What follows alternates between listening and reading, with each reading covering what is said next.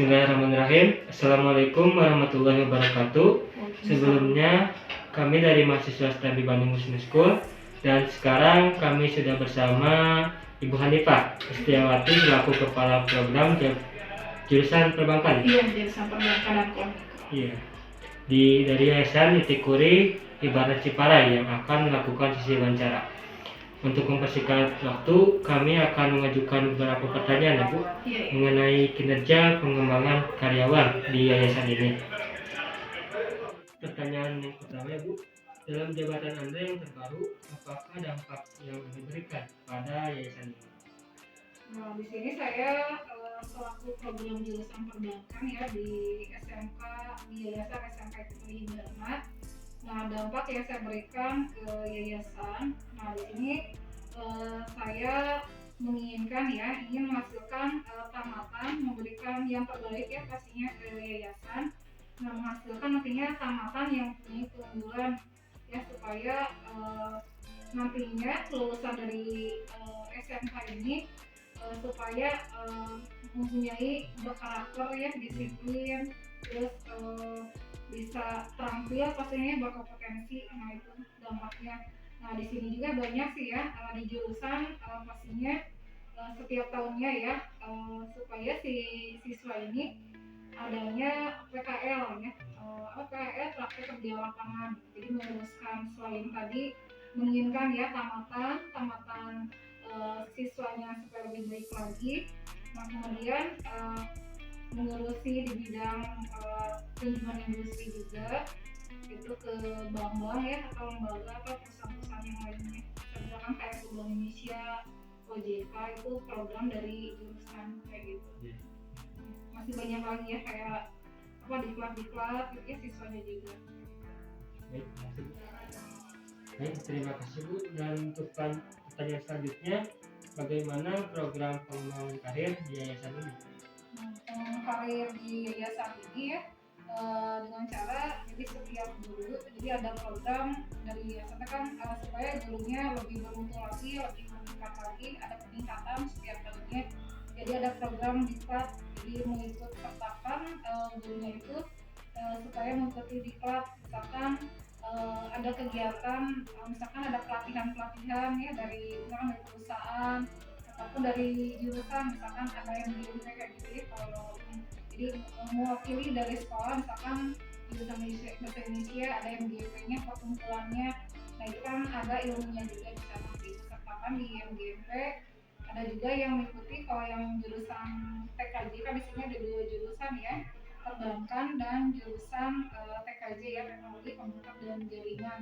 Nah, di sini si guru yang itu kan diikutkan kayak pelatihan, misalkan di Toti kayak gitu ya, yang di TKJ itu kayak perbankan diikut sertakan dalam seminar kayak pajak atau akuntansi kayak gitu. Jadi kita seperti itu.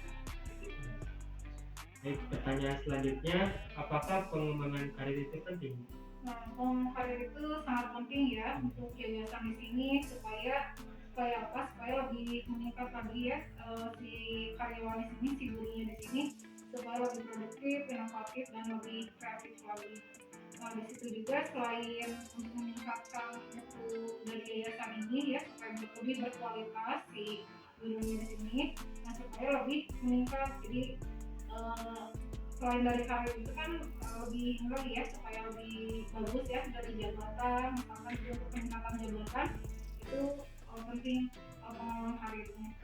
Kayak di pelatihan tadi kan ya, jadi menambah gitu ya prestasinya itu sendiri. Selanjutnya akan dilanjutkan sama saya. Pertanyaan selanjutnya yaitu, bagaimanakah Ibu melakukan proses pembimbingan dan pengembangan bagi bawahan? Nah, proses ya pembimbingan pengembangan di sekolah ini ya.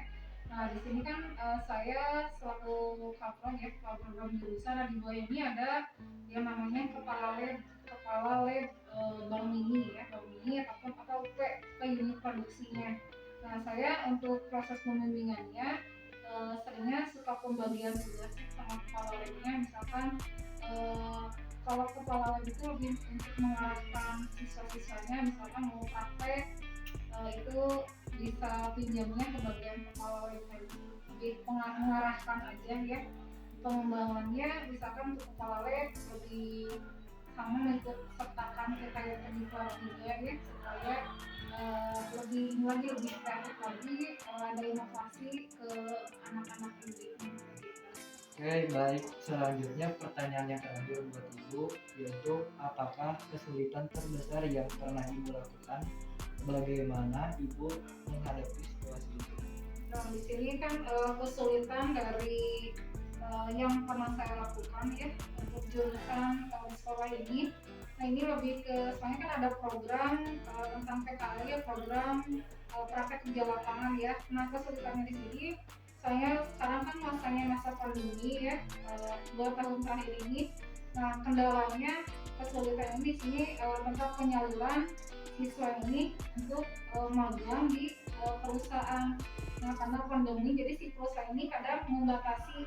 Biasanya kan kita udah kerjasama misalkan kayak sama PTLN, PT Inti ya, tapi dikarenakan pandemi, jadi si perusahaan itu nggak menerima. Nah, itu jadi buat kitanya, buat sekolahnya teh jadi ya agak ini ya, agak sulit gimana nih caranya. Nah, itu yang jadi masalah, jadi dampaknya teh ada ke sekolah juga. Jadi otomatis dari pihak sekolah juga nyari yang terdekat dulu di sini.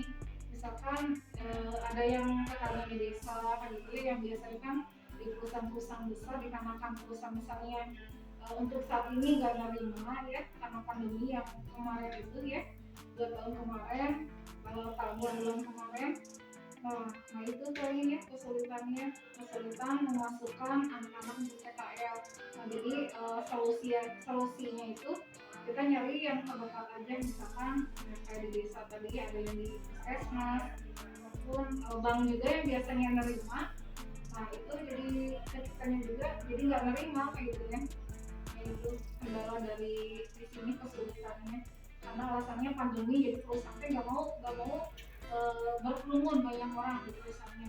Di kantornya pun sama kan, ada WFH kan gitu. Nah, di sekolah juga sama gitu, jadi yang menjadi kendala kesulitan mungkin ya kalau gitu. Demikian sesi wawancara ini bersama Ibu Hanifah Listiawati selaku Ketua Program Jurusan Perbankan di Yayasan Itikuri Hibana Ciparai, yang telah menyempatkan waktunya untuk bisa diwawancarai oleh kami. Akhir kata dari kami, wassalamualaikum warahmatullahi wabarakatuh.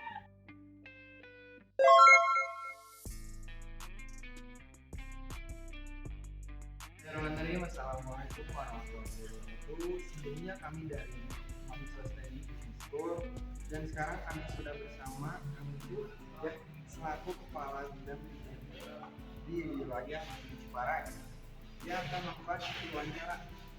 Untuk mempersingkat waktu, kami akan mengajukan beberapa pertanyaan mengenai kerja perkembangan karyawan di perusahaan ini. Perkenalkan, saya Uci Cahya dari GMT Magung.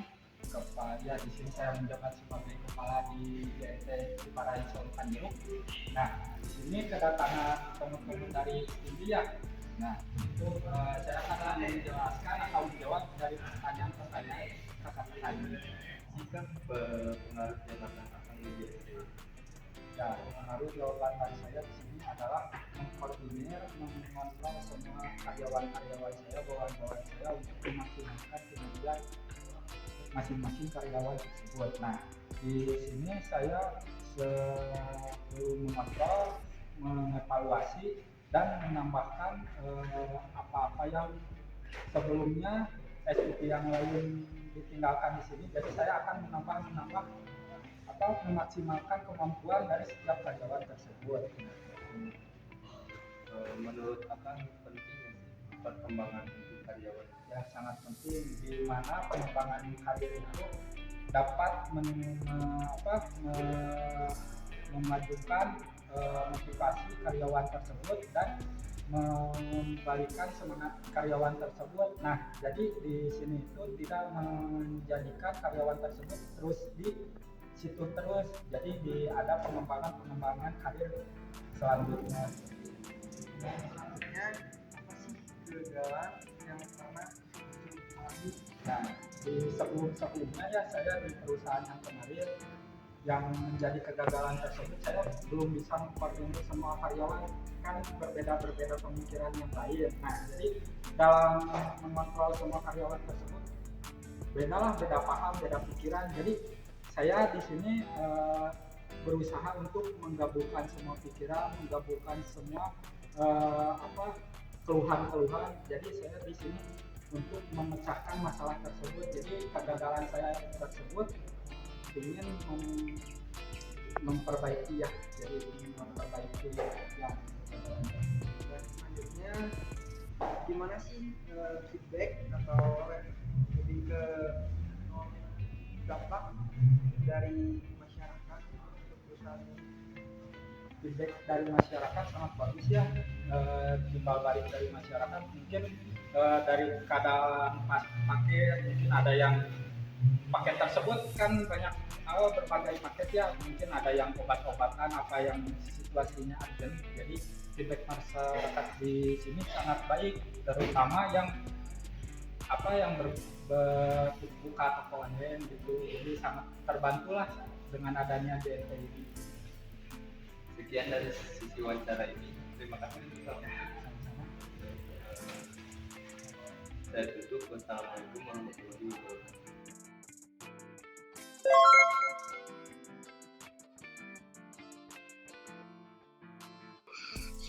Bismillahirrahmanirrahim. Assalamualaikum wabarakatuh. Sebelumnya kami dari mahasiswa STMB Bandung Business School, dan sekarang kami sudah bersama Teteh Rintia Marcelina selaku staf processing di perusahaan Sayur Pit daerah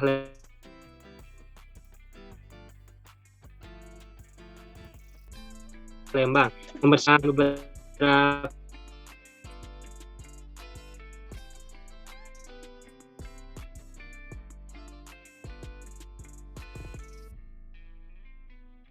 pertanyaan Boleh, silakan. dalam jabatan yang dijalankan perusahaan ini. Oke. Untuk pertanyaan itu mungkin kayak lebih ke apa ya, kalau misalnya kita memberikan hal untuk perusahaan tentu aja dengan kinerja yang baik, dengan prospek yang bagus, pekerjaan yang baik juga. Nah, walaupun kita nggak tahu penilaian perusahaan terhadap kita. Kita sebagai karyawan di sini berusaha untuk memberikan hasil yang terbaik untuk perusahaan, agar perusahaan juga merasa puas dengan kinerja kita. Gimana? Jelas? Jelas, terima kasih. Untuk pertanyaan selanjutnya oleh Kang Rasis. Ya, bagaimana program pengembangan karir di perusahaannya?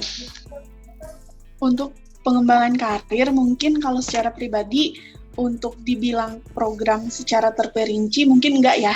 Tapi memang setiap individu pasti dalam pekerjaan punya target, punya tujuan. Jadi kalau dibilang program pengembangannya itu ya kita koreksi pekerjaan kita di setiap skala waktu, even itu kayak weekly atau monthly gitu. Kita lihat pekerjaan kita masih kurang di mana, atau ada beberapa orang yang tidak puas dengan pekerjaan kita, itu kita koreksi. Nah, buat saya itu yang jadi bahan pengembangan untuk diri saya pribadi dalam pekerjaan. Oh iya, baik. Terima kasih. Sama-sama. Baik, untuk pertanyaan selanjutnya, bagaimana tahapan-tahapan pada proses pengembangan karir, Teh? Oke, kalau misalnya mengenai tahapan ya, yang itu tadi saya bilang, kita tuh lebih mengkoreksi bagaimana pekerjaan kita selama, even kita katakan 1 bulan. 1 bulan ini pekerjaan kita yang sudah kita kerjakan itu seperti apa? Apakah sudah mencapai target, apa sudah memuaskan perusahaan, atau bagaimana? Nah, itu yang menjadi bahan-bahan untuk gimana kita ke depannya, gimana prospek pengembangan diri kita ke depannya, itu sih.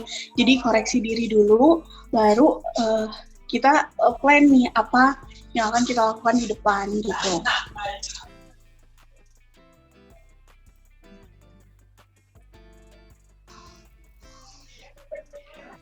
Pertanyaan selanjutnya oleh Kang Rasis. Persilakan. Apakah pengembangan karir itu penting? Oke, makasih pertanyaannya. Jelas itu penting karena itu bukan hanya berimbas pada perusahaan, tapi kepada diri kita sendiri. Gimana kita cari experience dalam pekerjaan kita, makanya kita harus melakukan pengembangan diri, biar kita lebih dalam bekerja nggak monoton gitu loh. Kita lebih berkembang, kita punya experience lain, pengetahuan lain, itu sangat penting banget untuk mengembangkan prospek diri kita sendiri, apalagi dalam bekerja gitu ya. Karena maybe kita nggak hanya kerja di satu perusahaan ini, mungkin next kita pindah perusahaan. Itu sih penting ya untuk pengembangan diri dimanapun kita bekerja, apalagi kita masih kayak pengen cari pengalaman lain di perusahaan lain. Pengembangan diri sangat penting untuk prospek kedepannya kita gitu. Oh iya, baik, terima kasih. Baik, pertanyaan selanjutnya akan dibacakan oleh saya, yaitu bagaimanakah untuk melakukan proses pengembangan dan pembimbingan bagi bawahan? Oke. Kalau bahasanya bawahan mungkin agak kayak sarkas gitu untuk saya ya. Buat saya, gimana cara membimbing atau mengarahkan tim saya untuk melakukan pengembangan dalam pekerjaan, dalam prospek hasil kerja. Saya lebih memilih bukan membimbing, tapi lebih diskusi gitu. Kita tuh kerja tuh mau kayak gimana sih biar enjoy, gimana sih kerja biar enak, biar hasilnya memuaskan untuk perusahaan dan juga untuk atasan gitu kan. Karena target kerja tim kan itu maksudnya kerja yang bagus, atasan suka, perusahaan menilai kita juga baik. Jadi buat bimbingan pengembangan buat tim saya lebih memilih gimana masukan dari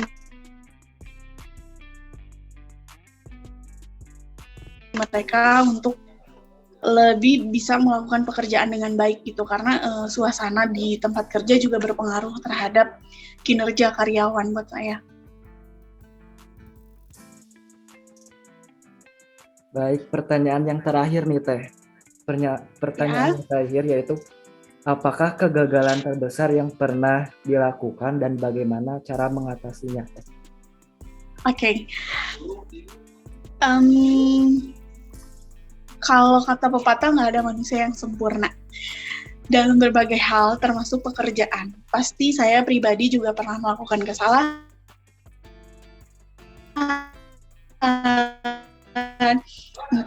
Atau tanggung jawab saya pribadi. Kalau kesalahan terbesar,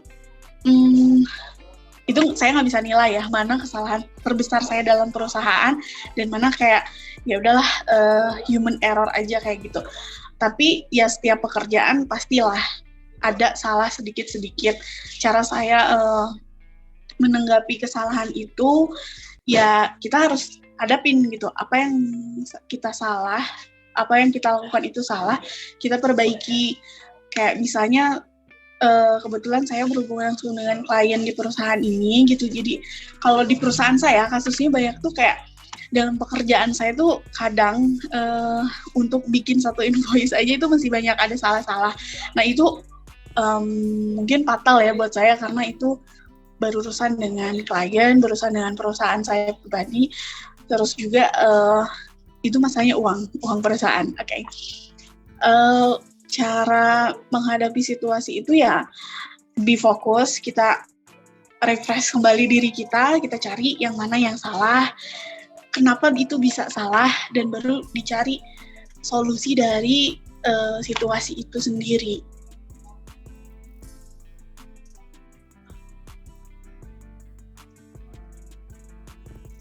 Baik Teh, mungkin pertanyaan dari kami hanya segitu.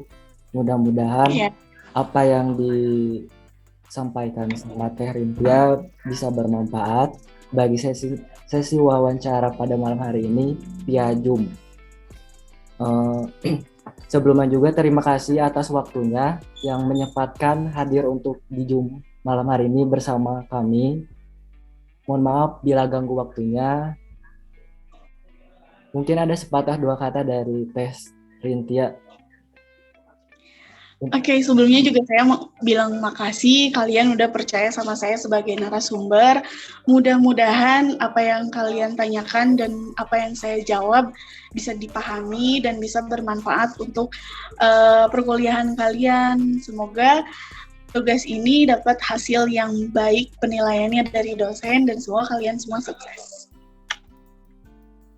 Amin Teh. Terima kasih Teh sekali lagi. Mungkin kita tutupi Zoom ini aja ya Teh dengan akhir kata alhamdulillahirobbilalamin.